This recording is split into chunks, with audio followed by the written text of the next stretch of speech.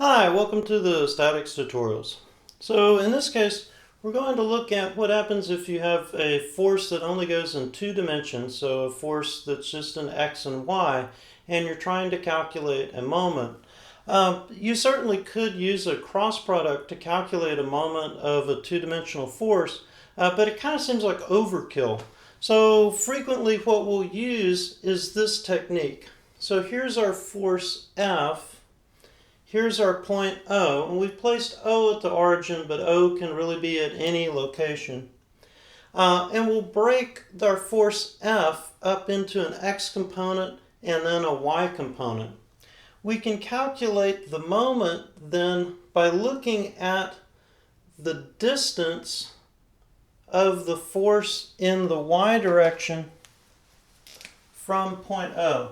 So remember that this force has a line of action that goes infinite in both directions.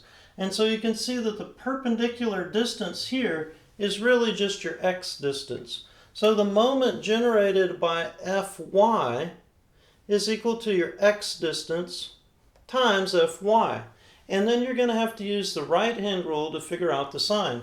So in this case, if we move our fingers in the direction of Fy, like this, our thumb points out of the board, so this is a counterclockwise or positive moment.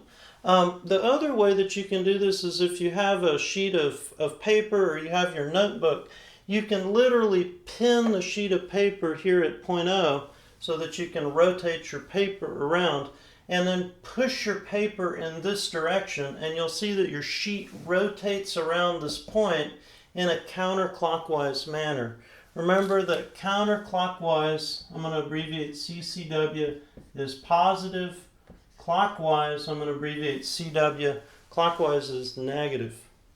So now looking at the x component here and thinking about the x component also has this infinite line of action that goes in both directions.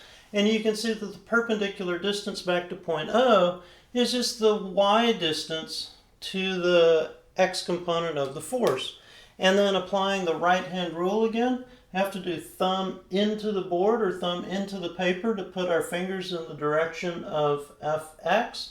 So that's going to be a clockwise or negative. Or again, you can use your pen or pencil and pin your notebook or paper, push on your paper in this direction, and so your paper is going to spin around in a clockwise fashion when you push on it in that direction.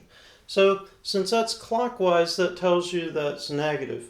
So in general, when the force is in this quadrant and the distances are like this is positive and this is negative, but that's not necessarily a general result. Because your force might be in a different quadrant, your force might be going in a different direction. So always use the right-hand rule or think about clockwise and counterclockwise to assign the signs if you're using this method. But you'll see most problems in two dimensions are evaluated with this method instead of doing the full cross product. Thanks for watching.